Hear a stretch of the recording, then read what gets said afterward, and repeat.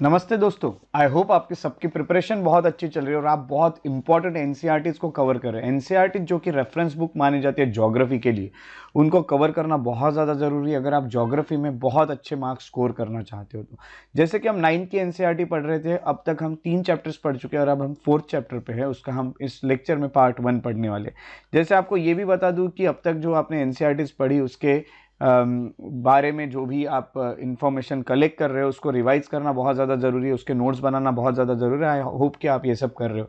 उसके अलावा आपने टेलीग्राम ग्रुप को भी ज्वाइन कर लिया है, जिसकी लिंक डिस्क्रिप्शन में दी है, जहाँ पे आपको एमसीक्यू से लेके रिवीजन से लेके हर चीज़ आपकी वहीं पे डिस्कशन डाउट सॉल्विंग सभी हो जाता है। उसके अलावा अगर आप पीडीएफ चाहते हो तो टेलीग्राम का आपको हम कहेंगे चैनल जो है मेरा, वो भी आप ज्वाइन कर सकते हो। तो इस तरह से आपको अपने सेशन इंटरेक्टिव बनाने चाहिए और अच्छे से आपको पढ़ाई करनी चाहिए। तो यही सब चीज़ें जो आपको सक्सेस की ओर लेके जाएगा। और उसके साथ साथ मैं इन बिटवीन द लेक्चर्स जो आपको क्वेश्चन पूछता हूँ उसके आंसर भी आपको करना है कमेंट सेक्शन में। आपको ये भी बता दूं, अगर ज्योग्राफी के एनसीईआरटीज आपने प्रीवियस वीडियोस नहीं देखे हैं तो यहाँ डिस्क्रिप्शन में इस वीडियो के नीचे आप जाएंगे तो आपको प्लेलिस्ट मिलेगी ज्योग्राफी एनसीईआरटी। उस प्लेलिस्ट पे क्लिक कीजिए, वहाँ पे सभी एनसीईआरटीज के वीडियो जो है ज्योग्राफी के अब तक जो हमने कवर किए वो आपको मिल जाएंगे। तो इन बिटवीन द लेक्चर जो मैं आपको क्वेश्चन पूछता हूँ उसके आंसर जो है पिछले वीडियो में जिन्होंने किए हैं उनके नाम है मयंक जी, सौजन्या जी और स्नेहा जी। चलिए इन लोगों ने कौन कौन से क्वेश्चंस के आंसर किए हैं ये सबसे पहले देख लेते हैं हम। तो ये वो वीडियो था जिस पे मैंने कुछ क्वेश्चंस आपको पूछे थे जो कि ड्रेनेज पार्ट 2 था।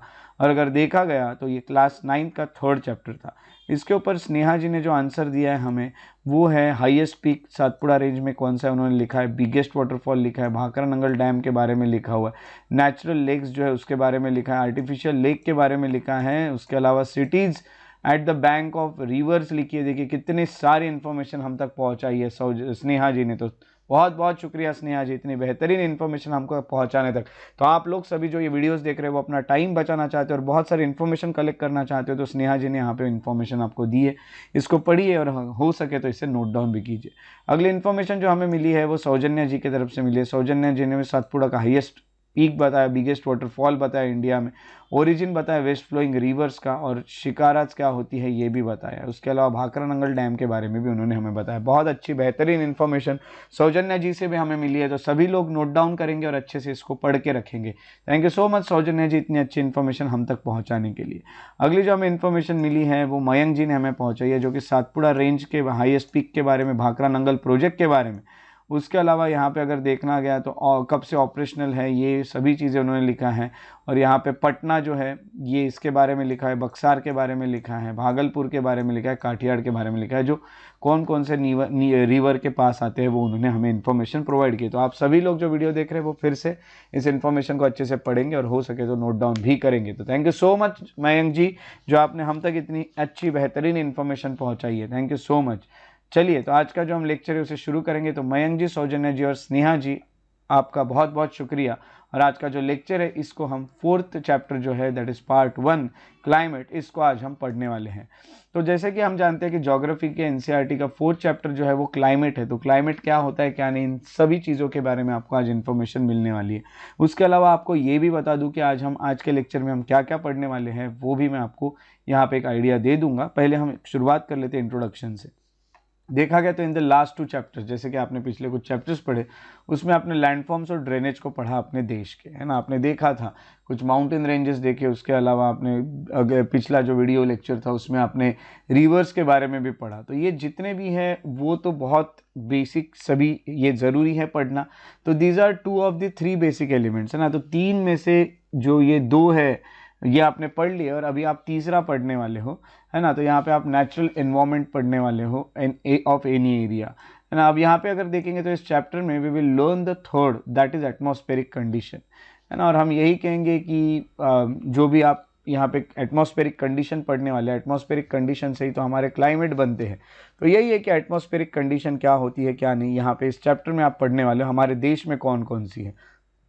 तो कभी कभी हमें जैसे हमारे माइंड में सवाल उठते हैं कि हम वुलन क्लॉथ्स जो होते हैं वो दिसंबर में ही क्यों पहनते हैं। जैसे अभी दिसंबर चल रहा है, आप सभी को ठंड महसूस हो रही होगी बहुत अच्छी, तो आप वुलन क्लॉथ्स पहनेंगे। या फिर ये भी अगर सोचा जाए तो हम हॉट और अनकंफर्टेबल क्यों फील करते हैं इन द मंथ ऑफ मई। वैसे ही अगर देखा गया तो जून और जुलाई में बारिश ही क्यों आती है? ये जो आंसर्स होते हैं, इन सभी आंसर्स के क्वेश्चन अगर आप चाहते हो तो आपको क्लाइमेट ऑफ इंडिया पढ़ना पड़ेगा, जो कि हम इस चैप्टर में पढ़ने वाले हैं, climate of India. Climate of India में सबसे पहले शुरुआत जो है क्लाइमेट से करेंगे, आपके नोट्स में लिखना शुरू करेंगे आप। सबसे पहले आप लिखोगे क्लाइमेट क्या होता है उसकी डेफिनेशन, बाद में आप लिखोगे वेदर क्या होता है इसकी डेफिनेशन। तो मैं यहाँ पे आपको समझा के देता हूँ, आपको यहाँ पे लिखना शुरू करना है। जो जो कंसेप्ट आप लिखते चल रहे हो वो मैं आपको बताते चलूंगा। यहाँ पे अगर देखा गया तो क्लाइमेट क्या होता है? क्लाइमेट एक देखा गया तो it is the sum of total weather conditions and variations over a large area for long period of time that is more than 30 years. चलिए समझ लेते हैं। समझने के लिए सबसे पहले अगर देखा गया तो ये कोई एरिया हम कंसिडर कर रहे हैं। सपोज ये पूरा एक हमारा वर्ल्ड है, उसमें का ये ए नाम का एरिया हम कंसिडर कर रहे हैं। ये जो भी क्लाइमेटिक कंडीशंस, जैसे उन्होंने क्लाइमेट क्या बताया कि sum of total of weather conditions, यानी इस एरिया की पूरी अगर देखा गया तो ओवरऑल जो वेदर कंडीशंस रही है वो, और जो वेरिएशंस आए हैं वो, इस कंडीशंस में जो वेरिएशंस आए हैं वो इस एरिया में, लार्ज एरिया में, छोटे एरिया को कंसिडर नहीं करेंगे जैसे पूरा इंडिया या फिर इंडिया का नॉर्थ, इंडिया का साउथ, ऐसा कोई कंसिडर किया जाएगा।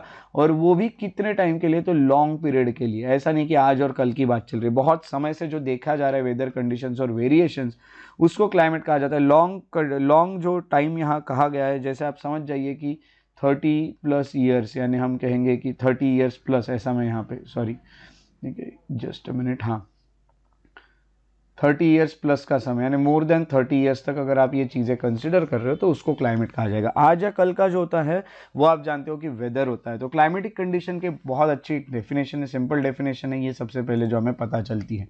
तो फिर से एक बार पढ़ता हूँ। Climate refers to the sum of total of weather conditions and variations. देखिए वेदर कम ज़्यादा होते रहता है, उसे वेरिएशन कहते हैं।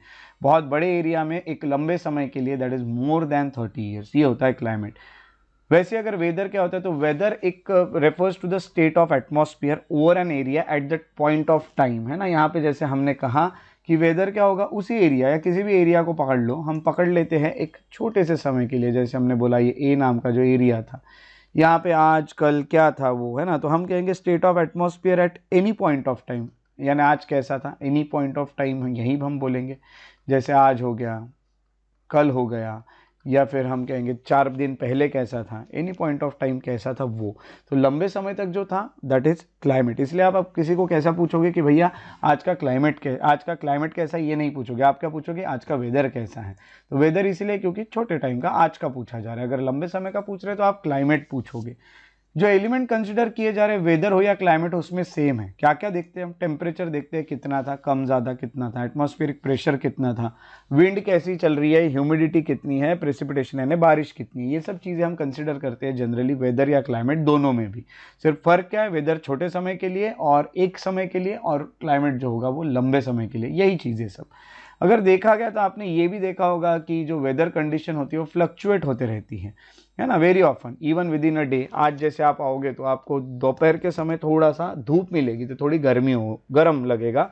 वही अगर शाम को जाओगे तो फिर से ठंडा हो जाएगा, सुबह फिर से ठंडा हो जाएगा, रात में और ज़्यादा ठंडा हो जाएगा। ये सब आप देख रहे हो जो ये फ्लक्चुएट हो रही है weather condition, but there is some common pattern over a few week और मंथ। बट कुछ महीने से चल रहे हैं, जैसा हम कहेंगे कुछ दिन से या कुछ हफ्तों से या कुछ महीनों से, जैसे ठंडी चल रही है तो ठंडी ही ठंडी दिखाई दे रही है कुछ महीने से आपको, या फिर हम कहेंगे कुछ हफ्तों से आपको, तो दैट इज दिन जो है ये कूल या फिर हॉट हो चुके हैं, विंडी या फिर कभी कभी काम लगते हैं। कुछ दिनों से या कुछ महीनों से हम कहते हैं ना कि भाई बहुत ठंड बढ़ी है। तो ठंड बढ़ी यानी कौन सा सीजन चल रहा है, तो विंटर सीजन चल रहा है। भाई कुछ दिनों से बहुत गर्मी हो रही है, फिर समर सीजन चल रहा है। तो यहाँ पे अगर देखा गया तो विंडी काम होता है, क्लाउडी या ब्राइट होता है, वेट या फिर ड्राई होता है। ये सब जो होती हैं on basis of monthly atmospheric conditions आपको देखने मिलता है। तो ईयर्स को फिर डिवाइड करते हैं सीजन्स में, जो कुछ समय से चल रहा है फिर वो सीजन बन जाते हैं, जैसे कि विंटर सीजन, समर सीजन या फिर रेनी सीजन। जब कुछ हफ्तों से या फिर कुछ महीनों से आपको गर्मी महसूस हो रही है तो हम समझ जाते हैं कि समर आ चुका है।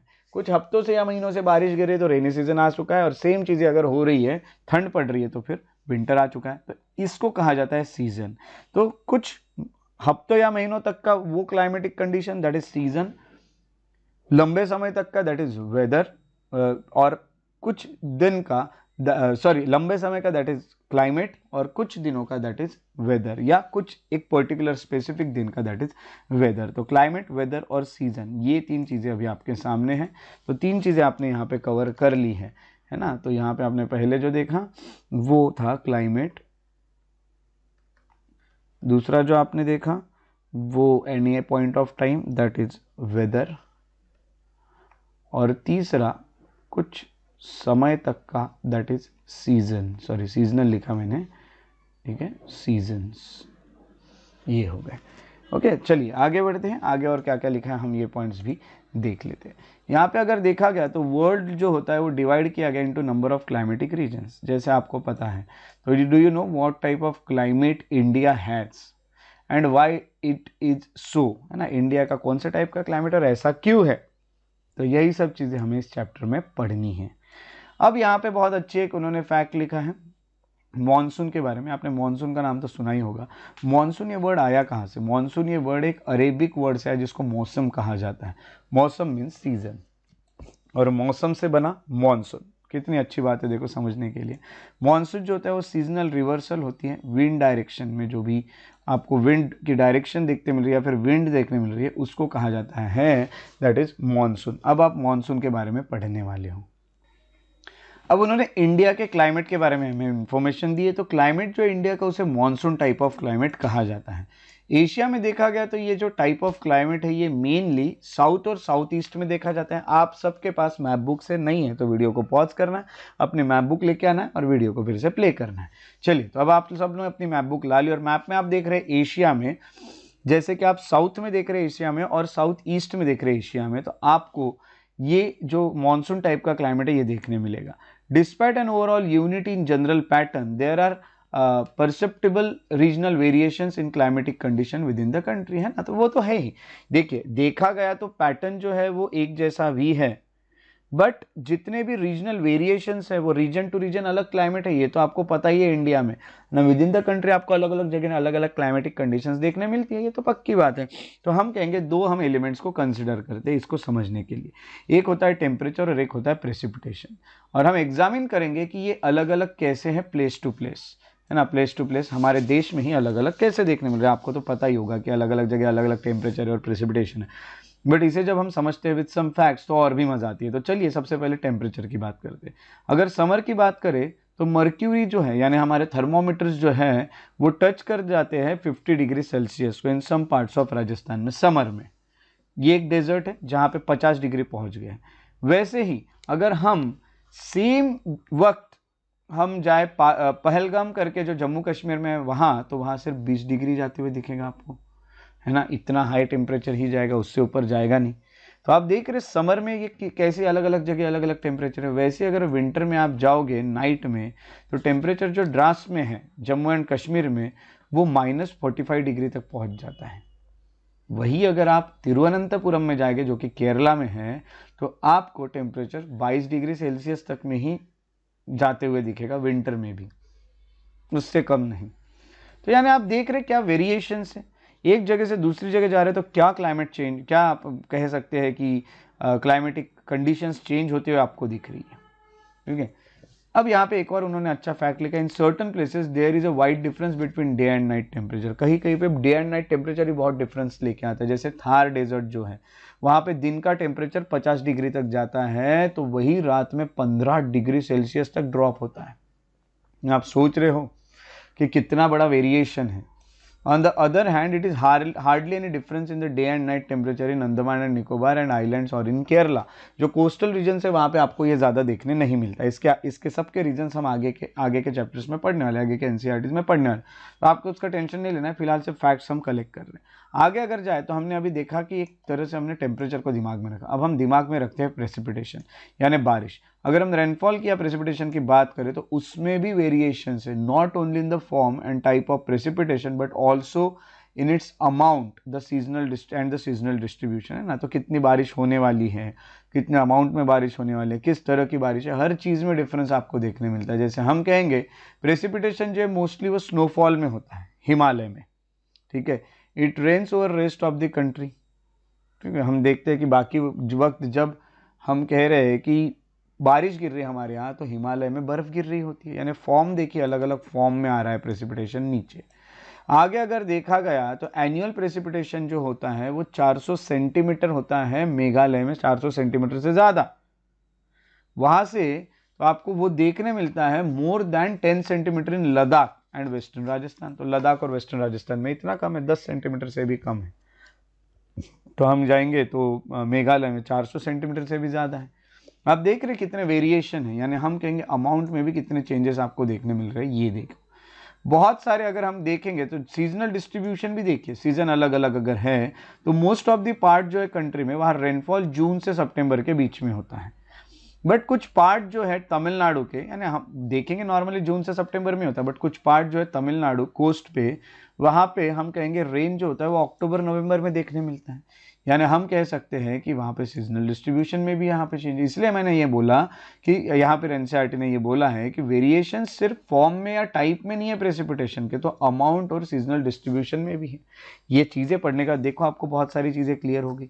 ऐसी तो सब चीज़ें आपको क्लियर करते आना है। तो इन जनरल हम कह सकते हैं कि कोस्टल एक्सपीरियंस जो होता है, हम कहेंगे टेम्परेचर कंडीशंस का, है ना, वो थोड़ा अलग है। जो कोस्ट पे नहीं रहते उनका अलग है ना। तो हम यही कहेंगे जो कम ज़्यादा होते हुए दिख रहा है वो कोस्ट पे ज़्यादा कम हो ज़्यादा होते हुए नहीं दिख रहा। टेम्परेचर कॉन्ट्रास्ट नहीं है उतना ज़्यादा, बट सीजनल कॉन्ट्रास्ट जो है वो इंटीरियर ऑफ द कंट्री में है, जो कोस्ट में नहीं है वहाँ पे ज़्यादा है। जैसे मैंने बोला कि कहीं पे कैसा है कि जैसा हमने राजस्थान का एक एग्जाम्पल देखा, तो थार का एग्जाम्पल देखा कि 50 डिग्री और सीधा रात में 15 डिग्री, इतने वेरिएशन देखने मिल रहे हैं। यानी इंटीरियर जो पार्ट है, इंटीरियर जो है देश का, वहाँ पे आपको देखने मिलेगा ज़्यादा कॉन्ट्रास्ट।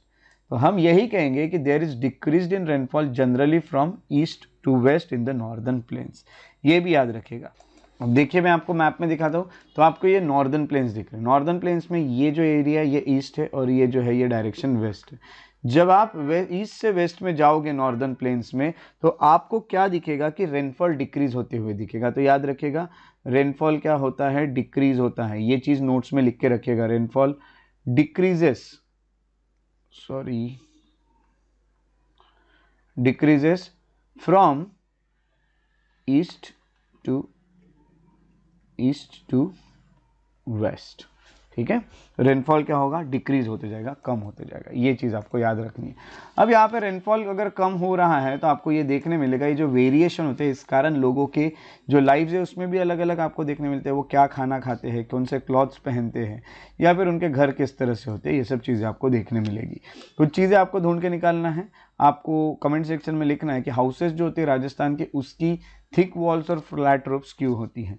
दूसरा, जो हाउसेस होते हैं तराई रीजन में और गोवा में, मैंगलोर में, उसके स्लोपिंग रूफ्स क्यों होते हैं। तीसरा, जो हाउस होते हैं आसाम में वो स्टिल्ट्स पे क्यों बनाए जाते हैं। ये 3 सवालों के जवाब आपको लिखना है, और आपको ये चीज़ें जो है इन सवालों के जवाब अपने नोट्स में भी लिखना। आपको टास्क में देते रहता हूँ, पहले वीडियो में मैंने आपको बताया था कि टास्क कैसे लिखना है। तो ये 3 टास्क वीडियो को पॉज कर लो, अपने नोट्स में लिख लो, आपको ही काम आएगा। देखिए मेरा कोई फ़ायदा नहीं, आप अपने नोट्स पे लिखो या मत लिखो, मुझे बस इस बात की खुशी होगी अगर आप ऐसा करोगे क्योंकि आप अपना काम रेगुलर कर रहे हो, इस बात की बस खुशी मुझे होगी। तो अगर इतना मुझे भी खुश रखना चाहते हो और दूसरी बात अपने लिए भी कुछ करना चाहते हो तो ये ज़रूर कीजिएगा, नहीं खुद के लिए तो मेरी भी खुशी के लिए तो भी कीजिएगा। आगे हम आते हैं क्लाइमेटिक कंडीशन पे। क्लाइमेटिक कंडीशन पे जब हम क्लाइमेटिक कंट्रोल्स हम पढ़ने वाले, अगला टॉपिक क्लाइमेटिक कंट्रोल्स की अगर बात करें तो 6 मेजर कंट्रोल है क्लाइमेट पे किसी भी जगह पे।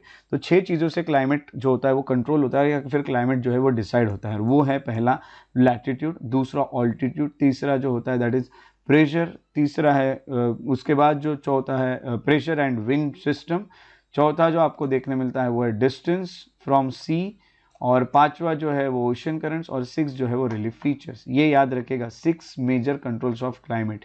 इसके लिए आपको फ्लो चार्ट बनाने पड़ते हैं। ठीक है, अभी आपको ये सब चीज़ें पता है फ्लो चार्ट कैसे बनाना है कैसे नहीं, तो अभी आपको बार बार कोई चीज़ें बताने की ज़रूरत नहीं है क्योंकि आप खुद से अभी काम करने की आदत आपको डालना होगा। क्लाइमेट कंट्रोल्स की अगर बात करें तो जैसे मैंने बताया, और इसके आप नोट्स बनाते हुए चलेंगे। सबसे पहले हम आते हैं लैटिट्यूड्स पे।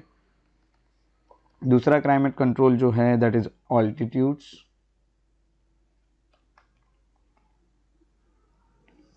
एल्टीट्यूड्स।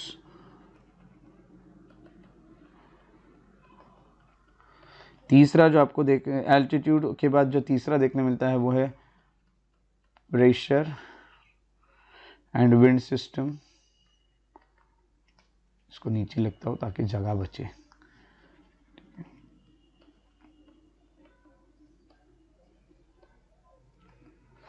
उसके बाद जो आपको फोर्थ देखने मिलता है वो है डिस्टेंस फ्रॉम सी।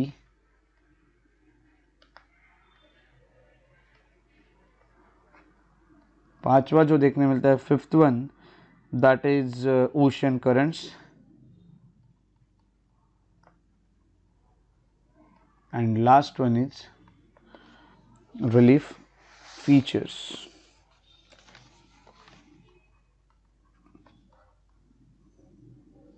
ये फ्लो चार्ट बनाएंगे। अभी मैं जो जो चीज़ें बताऊंगा आप इसी फ्लो चार्ट में नीचे नीचे ऐड करते रहेंगे। जो आप पढ़ें, जो आप ये करेंगे ना, हम कहते हैं आप अभी जो लिखेंगे उसमें आप ये सब ऐड करते रहोगे। तो ये ऐड आपको करते रहना है और ये जो भी चीज़ें हैं इसको आप अच्छे से याद रखते हुए आगे आगे बढ़ते जाओगे। तो सबसे पहले जो हम पढ़ रहे हैं यहाँ पे वो होगा कि लैटिट्यूड्स। अब लैटिट्यूड्स किस तरह से अफेक्ट करता है, किस तरह से नहीं, जैसे कि आपको एनसीईआरटी में जैसे दिया है वैसे ही मैं आपको यहाँ पे पढ़ाने वाला हूँ। तो एनसीईआरटी में जो दिया है आपको उसी के अकॉर्डिंग अगर हम चलते हैं तो सबसे पहले हम कहेंगे कि ये जो 6 फैक्टर्स है इसके बारे में एनसीईआरटी क्या क्या इन्फॉर्मेशन देती है वो हम देखते हैं। तो हम कहेंगे due to curvature of the earth the amount of solar radiation received varies according to latitudes. मैं आपको ये पहले भी बता चुका, अर्थ जो है वो इस तरह से कर्व है, तो कर्व होने के कारण आपको पता है कि कहीं कहीं पे ज़्यादा आएगा रेनफॉल और कहीं कहीं पे जो सनरेज है वो ज़्यादा आएंगे रेडिएशंस और कहीं कहीं पे कम आएंगे, है ना। तो यहाँ पे आपको ज़्यादा महसूस होंगे, यहाँ पे कम महसूस होंगे, ये चीज़ें तो आपको पता ही है। तो लैटिट्यूड जो होता है ये तो काम करता ही है, ये पहली बात करेंगे कर्वेचर के कारण। दूसरा है कि एयर टेम्परेचर जो होता है वो डिक्रीज होते हुए दिखता है equators towards the pole, from equators towards the pole, ये याद रखिएगा। टेम्परेचर कम होगा अर्थ पे, अगर देखा गया तो ये अर्थ पे जैसे जैसे ये जो बीच की आपको लाइन दिख रही है dotted line, this is equator. अगर हम इक्वेटर से आगे बढ़ते हैं, इक्वेटर से पोल्स की तरफ जब हम जाते हैं, चाहे आप ऐसे पोल्स की तरफ जाओ या फिर आप नीचे पोल्स की तरफ जाओ, तो आपको जनरली जो टेम्परेचर होता है ये क्या होता है, ये डिक्रीज होता है, ये याद रखेगा। When you travel from equator towards poles, जो टेम्परेचर होता है वो क्या होता है, डिक्रीज, तो टेम्परेचर डिक्रीजेस, ये याद रखना है, ठीक है। ये एक कंसेप्ट है जो आप याद रखते हुए चल रहे हो। आगे अगर आप आओगे तो as one goes from the surface of the earth to higher altitudes, देखो पहले लैटिट्यूड में क्या हुआ वो आपने नोट्स में लिख लिया, नोट्स में अच्छे से लिखिएगा आपने। लैटिट्यूड वाले पार्ट में आपको लिखना है कि temperature decreases from equator towards poles, ये लाइन आपके नोट्स में होनी चाहिए। दूसरी बात, मैं हायर एल्टीट्यूड्स की बात कर रहा हूँ। जब आप हायर एल्टीट्यूड्स पे जाते हो तो एटमॉस्फेयर जो होता है वो कम डेंस होता है और टेम्परेचर जो होता है वो डिक्रीज होते जाता है, याद रखेगा। जैसे अल्टीट्यूड यानी हाइट, जैसे आप किसी पहाड़ पे जा रहे हो, ये भी आपको बना के दिखा देता हूँ ताकि आपको याद रहे। अगर यहाँ पे आप खड़े हो तो यहाँ पे आपको टेम्परेचर कम महसूस होगा, वही आप हाई अल्टीट्यूड पे जब खड़े होंगे तो टेम्परेचर आपको कम महसूस होगा। तो यहाँ से जब आप ऊपर ऊपर जाओगे तो फिर से टेम्परेचर क्या होगा, तो डिक्रीज होगा। ये एक और बात याद रखते हुए चलना है, ठीक है। तो ये एक और आपको कंसेप्ट पता चला। अगला एक और देखते हैं हम, जो लिखा है हिल्स जो हैं are therefore cooler during wind summers, ये भी आपको देखने मिलता है। दूसरी बात, जो प्रेशर और विंड सिस्टम है, और दूसरी बात यहाँ पे कम डेंस है, तो डेंसिटी थोड़ी कम है, एयर कम है ना, एटमॉस्फेयर कम है। एटमॉस्फेयर अभी आप खुद सोचोगे तो आप हिल के, अब ये लेस डेंस क्यों है, क्योंकि आप जब यहाँ खड़े हो तो आपके ऊपर ज़्यादा एयर है, इतने पार्ट में आपके पास एयर है, ऐसा समझ जाओ। जब आप यहाँ खड़े होंगे तो इतने ही पार्ट में आपके ऊपर एयर है, तो ये ज़्यादा डेंस रहेगा या ये, तो ये ज़्यादा डेंस रहेगा। तो जैसे जैसे आप ऊपर जाओगे तो डेंस भी कम होते जाएगा और टेम्परेचर भी कम होते जाएगा, ठीक है। तो सिंपल चीज़ें हैं याद रखने के लिए।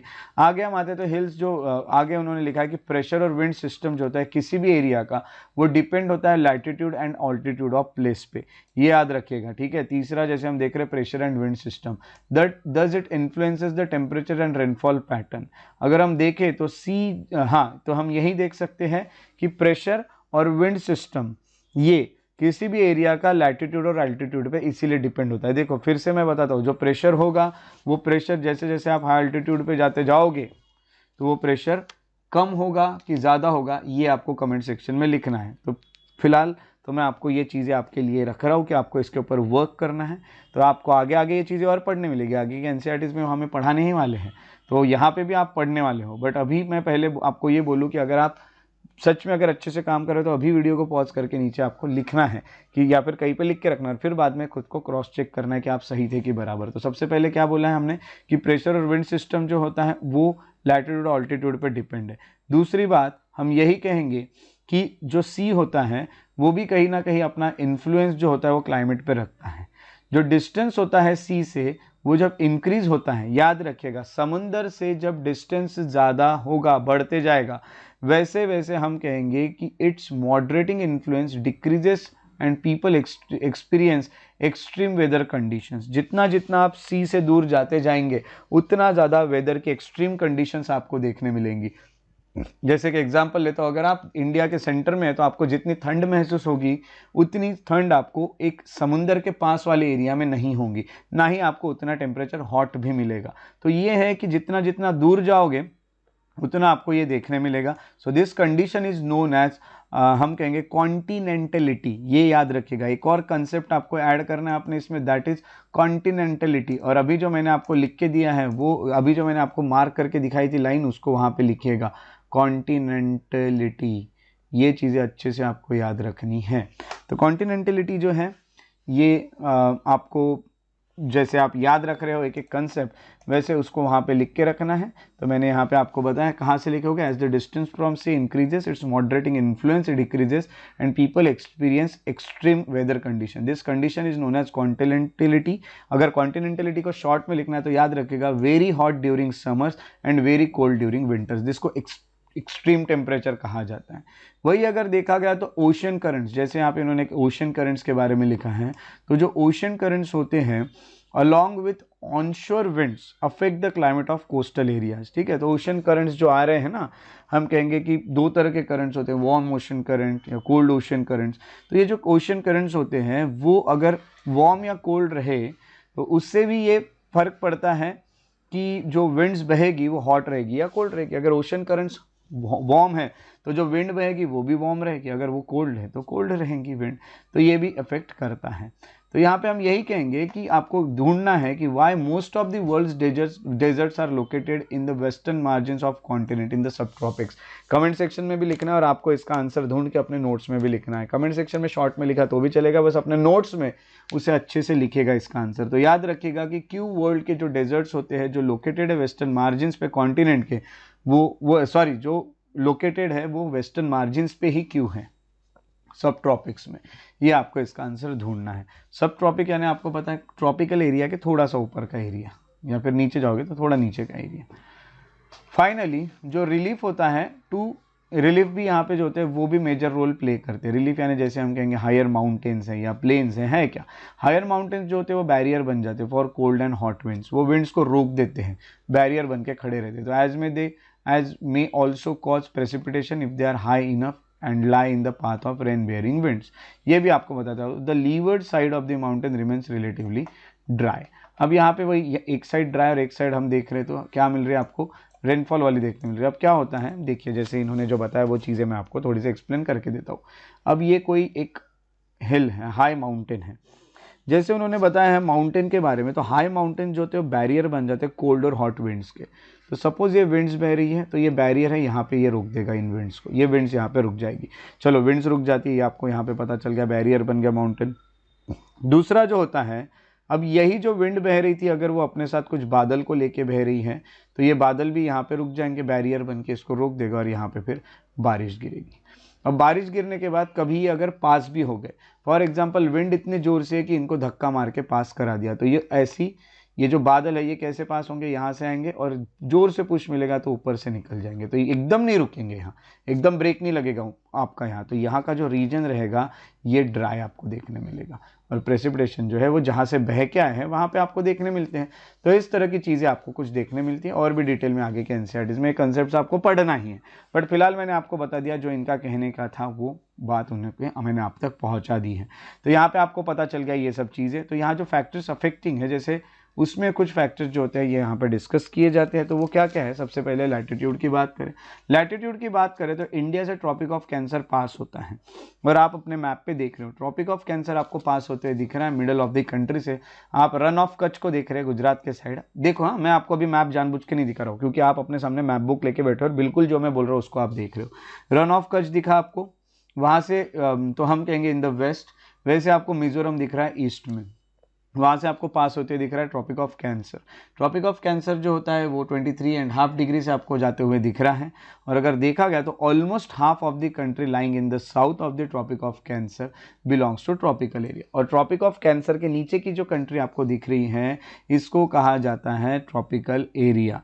बाकी जितने भी बचे हुए एरिया हैं नॉर्थ के वो सब ट्रॉपिक्स में आते हैं, ये याद रखना है।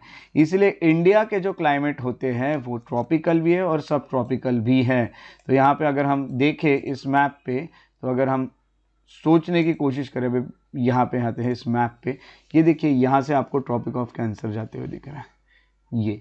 तो ये जो ऊपर का इसके पार्ट, ये जो ट्रॉपिक ऑफ कैंसर इसके ऊपर का आपको ये जो इंडिया दिख रहा है, ये इंडिया सब ट्रॉपिकल रीजन में, क्योंकि ट्रॉपिकल के ऊपर है, ट्रॉपिकल रीजन के ऊपर। और नीचे जो आपको दिख रहा है वो है ट्रॉपिकल, क्योंकि ट्रॉपिक ऑफ कैंसर के बीच में है। तो ऐसे दो तरह के क्लाइमेट तो आपको देखने मिलनी है इंडिया में।